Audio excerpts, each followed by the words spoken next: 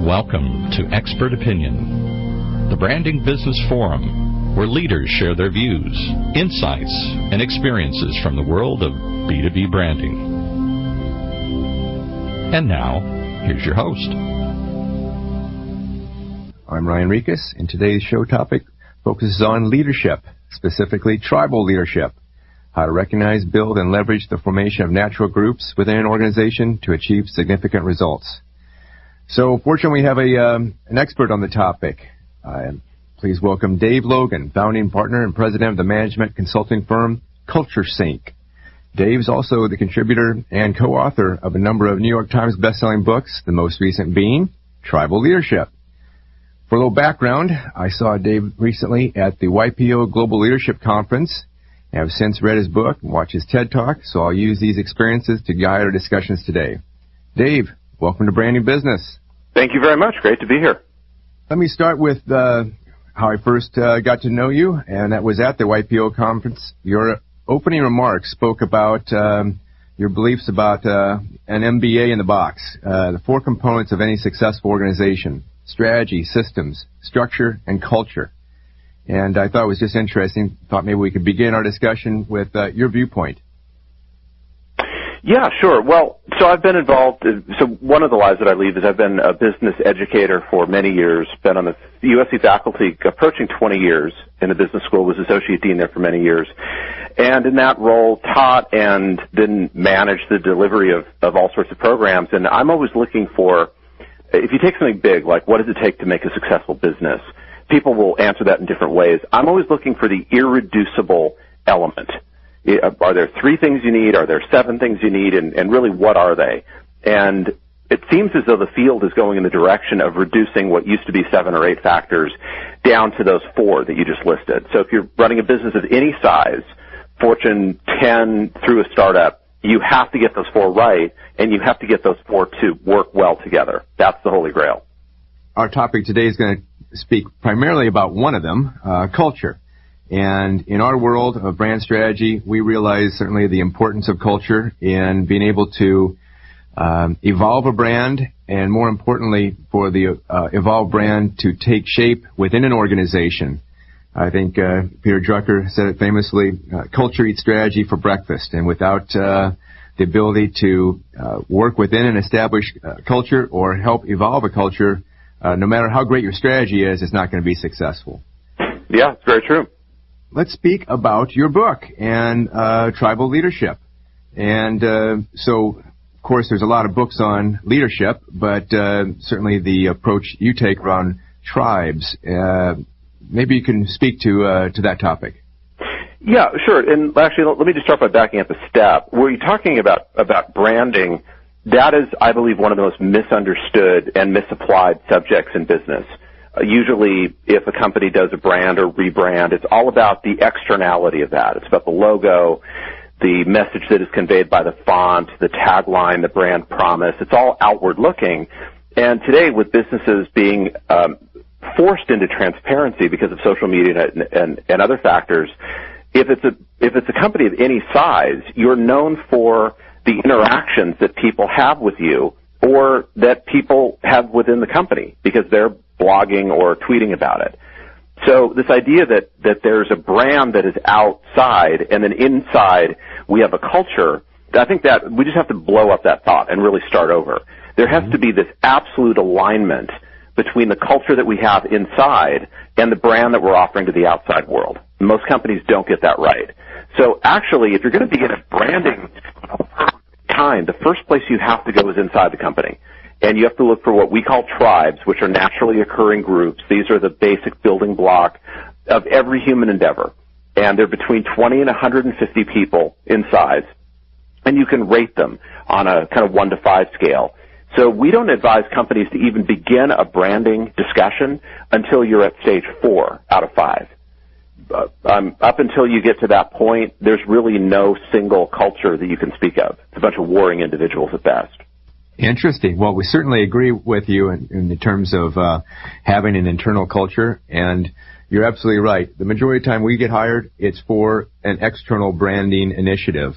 to help the company grow through increased clarity in their value proposition to their core audience. At the same time, as we go through the process, it becomes very, very clear that the need for this internal alignment and cultural adoption is critical. So you're absolutely right. We would never advise a client to launch an external brand until that internal work is done. Well, maybe you can speak a little bit. You mentioned the different levels of tribes. Maybe you can chat with us a little bit about that. Yeah, sure. There are 5. And so starting at the bottom, everything we don't want, and then moving up to the top where we have everything we do want. I'm a language person. I look at the words that people use in the relationship to other words. So in what we call stage 1, the words that people use net out to the phrase, life sucks. That life is just unfair. You cannot get a good deal. And so people will do whatever it takes to survive, maybe to right the imbalance that they perceive. And this is where you have tribes within organizations that do things like steal things. They'll get in fistfights at work. And it may get much worse. You may have workplace violence. You may have homicides at work. A lot of the FBI tells us that a lot of homicides are actually not categorized as workplace. They start at work, but they may end up at the bar. So it's not categorized as a workplace homicide. So those things are unfortunately very, very common. In our own studies, stage 1 accounts for about 2% of tribes in companies. So that's stage 1. If you go to stage 2, this is a much bigger problem. It accounts for 25% of tribes. And what people say here is not life sucks, but my life sucks, which may not sound like a big deal, but it's actually a huge difference. Stage 1 is you might say, a generalized complaint about life. Stage 2, I can see that life is working for some people, it's just not working for me. And usually it's that person's fault or that group's fault. It could be the board, it could be my boss, it could be the market, it could be my spouse, it could be my dog, but there's some excuse. And we're not in the business of judging cultures, so in some cases the complaint that people have at stage 2 may be very legitimate. But the key to stage 2, to really understanding it, is there is a deflection of accountability. So people don't own the problem. They don't, in the words that they use, there's not much they can do about the problem. So, just going back to branding for a minute, imagine if you launched a rebranding campaign in a company that had a whole bunch of tribes that were at stage 2. There's almost no chance that the company will ever live up to even the most modest brand promise that it sets. So that's stage 2. Stage 3 is 49, almost half, 49% of tribes. And the theme here is I'm great and you're not. So it's individually competitive. And this is where you have groups of, it could be doctors, it could be lawyers, it could be where I spend a lot of time in academia, so a lot of college professors, it could be the other place I spend a lot of time in management consulting. And really, other people are good, but I'm better. And if you get in my face about it, or you ask me, or you present an idea that is in any way counter to mine, I'll point out in no uncertain terms that I am in fact better at this than you are. So this internal competition is a real problem. Again, we can't brand effectively at stage 3 because there's no alignment on what the brand should be. And if you set it and then impose it, people just won't do it. They're what physicians like to say are non-compliant. So then stage 4, where it begins to get fun, the theme is we're great. Remember, these are tribes. This is not necessarily the whole company. But at the tribe, so we're great and someone else isn't. And this is where high performance begins to show up. So stage 3 outperforms stage 2 by quite a lot. Stage 2 actually outperforms stage 1 because people aren't walking away with the furniture. So stage 4 is where you get all of those boosts in increase or increased performance and alignment, teamwork. People tend to make decisions based on their core values. They tend to move as one, and that's really the sweet spot. And that accounts for 22% of tribes. There is one more level. If you do the math, you'll see that I've left out 2%. So stage 5, the theme of it is life is great. And this is where a tribe loses any sense of a competitor. So at stage 4, we're great and that other tribe isn't, or that other business isn't. So there's a rivalry. Stage 5 is a pure values play. That's where you see the history-making innovation that really changes things. So that's tribal leadership in a box. Okay, cool.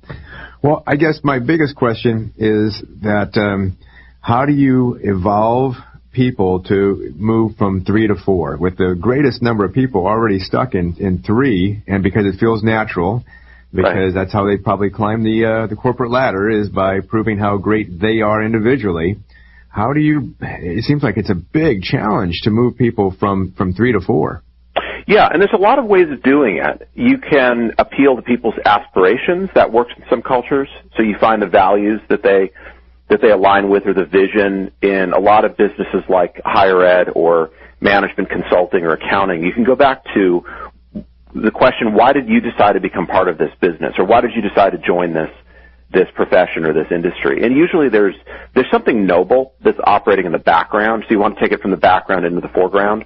That's one way to do it. Another way to do it is you can appeal to people's baser instincts of fear, that if you don't actually start working together and make decisions as one, we may go out of business, or this other company is going to steal our market share and there will be no year-end bonuses. So you can appeal to fear, you can appeal to aspirations. Then again, there's a lot of other little things that go into it, but one of the biggest that I would offer to people is begin to form 3-person relationships. So the key from moving to I'm great to we're great from stage 3 to stage 4 is the emergence of what we call triads, Triad. And if you want to think of a very just clear example of that, it turns out Phil Jackson, now he's with the Knicks, the former Lakers coach, before that the Bulls coach, was somewhat of a fan of tribal leadership. He wrote in 11 Rings, his latest book, that he had to move the Bulls and then later the Lakers from stage 3 to 4. And one of the things that happened as they began to make that migration is the famous passing game. So if I'm at stage 3 and I'm playing basketball and I get the ball, of course I'm going to shoot because the rest of you are idiots. So I'm going to take the shot. But at stage 4, then I'm going to try to pass the ball in a way that as I pass it to someone, that he will in turn be able to pass it to someone else. So these kind of 3-person relationships are what you begin to see at stage 4. So you can proactively create those and go a long way. So what's the role of a triad? How do they work together? Well, the triad is the basic building block of stage 4. And remember, tribes are the basic building block of any human endeavor. Mm-hmm. So at a very basic level, instead of a boss trying to solve a problem and meeting with their direct reports in these one-on-one meetings, those are all 2-person relationships. Make them 3-person. So you might meet with 2 direct reports at the same time. Or as you're meeting with a direct report and some issue comes up, instead of you trying to solve it together, or what's more likely, you're going to solve it and tell them what to do, bring another person into that part of the meeting and make it that person's problem to essentially stabilize the relationship between you and the other person. And amazing things will happen. If you just want to see just a really kind of clear example of this, mm-hmm. I do these very, very big keynotes, often 2,000 people or more. And so just imagine that you give people some little project. And imagine this huge, stadium of, let's say, 5,000 people, and you just divide it in half. So everybody on my left, to solve this, you're going to find one other person, and you're going to discuss that until you have a solution. And on my right, you're going to form 3-person relationships. Don't give them any other instructions, just that. So 2-person versus 3-person. The 3-person side will, number 1, do it much faster. Number 2, have many more people that do it, so higher success rate. And number 3, have almost no opt-outs. So opt-out is where people on the one side, on the left, will say, this is stupid, I don't want to do this. At stage 4, they don't do that. If one person says that, you have 2 people that you're answering to instead of just 1. That's a very powerful technique. Well, curious, how does an organization utilize this? I mean, where does it start? Does it start at the CEO, president level, or does it start in HR or at the management level? How do you kind of practically move through a process within an organization? Well, it doesn't need to start at the top, but you better get the top on board very quickly. So remembering that it's all about tribes, we've seen this start in the middle of organizations. We've seen it start with a manager who's reporting to a senior manager, who's reporting to a director, who's reporting to a vice president, all the way up. But what we have seen again and again is that the top executives will often stop it without knowing what they're doing. Now, keep in mind, I've been in the management education business for a really long time. I've helped to turn out thousands of MBAs. The way that we usually train MBAs is you've got your direct reports, so let's say there's 10 of them, and then they in turn have direct reports and so on. So you find those 10 people, and you have one-on-one meetings with them. And you're nice about it, but if you just take away all the nonsense, look, I'm your boss. I'm going to tell you what to do. You're going to do these 4 things, and I'm going to come back and I'm going to evaluate you on a weekly basis on how you're doing. And at the end of 6 months or a year, I may give you a raise or a promotion based on how you do. So go do that. And then I have my next meeting, and I do that over and over and over. So I manage through these 2-person relationships. Then I'll have meetings, but essentially that's the basic building block. So just think about that. As that cascades down through the organization, that is going to create stage 3, and then the people who are on the losing side of that, the people who are maybe not succeeding, will fall to stage 2. So here's the really interesting thing about tribes. If you just measure them in society, the levels are much higher than you see in organizations. There's more stage 4, there's more stage 5. But in companies, we have a problem because how we've trained managers for years creates as a byproduct of really old management bad cultures. And then go back to what Peter Drucker said, culture eats strategy for breakfast. So if you want to boil all this down to a set of steps, number 1, find the most important tribe in your business. It's usually a sales tribe, but not necessarily. Find the one that is going to make the biggest impact. Number 2, assess where they are. Are they at stage 2? Are they at stage 3? Are they at stage 4? And then number 3 is you essentially want to move them up 1 level. You can never skip stages. So if they're 3, they can only go to 4. If they're 2, they can only go to 3. And then as you're doing that, you want to make sure that you get the top leadership of the company on board. And a lot of people ask me, the most common question that I get is, what if my CEO won't do it? And my answer is, there's a bunch of things you can try, but if at the end of the day you really can't get your top leadership on board, it's probably going to fail. Everything starts at the top. It does indeed. Well, how about the idea of core values within an organization? How does the value system play into this? Yeah, and again, that's a great question for branding. Remember that this is tribes. This is not organizations. So most organizations don't hire for values. They hire for skills or competencies or past history of success in a similar job. So then you have people who don't necessarily value the same thing.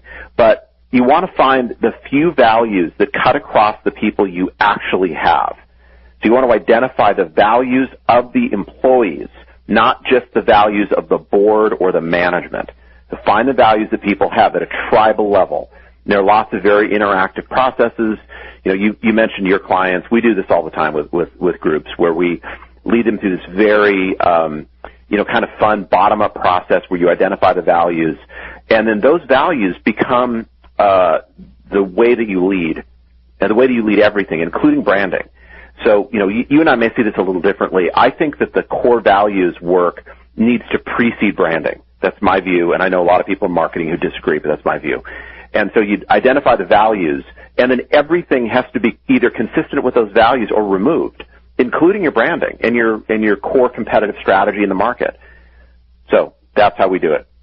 We actually find that most organizations have some level of values already established, but we find that they're typically not being followed very carefully. Yeah. So our process where we evaluate how the brand can establish itself as a unique in a unique competitive advantage. By doing that, we also help organizations evolve their core statements of purpose, vision, mission, and values, and then that helps get people very much aligned with leadership in the sense of, okay, here's now where the organization's going, and more importantly, here's how I feel I could possibly fit in. Yeah. So that's where it all starts. That's where the taking off point for us is. Yeah, and it's similar for us. The one thing that I would add is there's one thing about values that is commonly misunderstood. If you think of great brands, the best brands in the world, or the best leaders, they are not only aspirational, they are also oppositional. So there's something they stand for, there's also something that they stand against. And we think the key to all of this is actually finding that opposition point. So Nike's famous, just do it. That's obviously aspirational, but it's also oppositional. They're against laziness. They're against complacency. Don't complain. Just put on your shoes and go run. You think of Apple, very anti-establishment at its roots. Apple has really, in my opinion, fallen off the right road at the moment. But traditionally, they were an oppositional brand. Cartier, an oppositional brand. Porsche, an oppositional brand. And then you think of the brands that are just in the sea where companies easily get lost.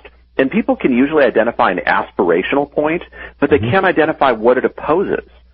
So that's the key for both values and, in our opinion, branding as well. Couldn't agree with you more. Definitely, branding is the art of strategy. If you want to be known for something, you have to give up on the other side of things. You have to be able to commit and not try to please everybody at the same time. Yeah, exactly, and probably make some enemies along the way. Probably, yes. Well, Dave, our time has gone fast. We're almost through, but I wanted to give you an opportunity to speak a little bit about your 21-day leadership challenge. I saw that on your website and intrigued by it. So if you'd like to share a little bit about that. Yeah, sure. So I've had the privilege of learning from the very best people in leadership, and most of those folks are now up there in age. And a number of years ago, I was challenged by a nonprofit group that said, why is it that the only people who have access to the best leadership work are probably either sitting in a Fortune 500 company and they've been identified as high potential, or they are an individual and they're spending a lot of money by going to get an executive MBA like the one that I teach in. And isn't there a way to, if you will, democratize that, or at least make that available to everyone? And so what we did in response was to create this thing called the 21-Day Leadership Challenge. It's a video that gets sent out to you every day, and as soon as you take a look at that video, the next one gets sent. They're very short videos. They're just 3 minutes a day. Each one is asking you to take on a specific challenge or take a specific action. Most actions can be taken in about 20 minutes, so it's about a 23-minute-a-day commitment. And what we promise is at the end of that 21-day challenge, if you go all the way through it, and thousands have, that you will see a very noticeable uptick in your key performance indicators. So that's what we do, and it's fun. So if anybody wants to sign up for that, it is completely free.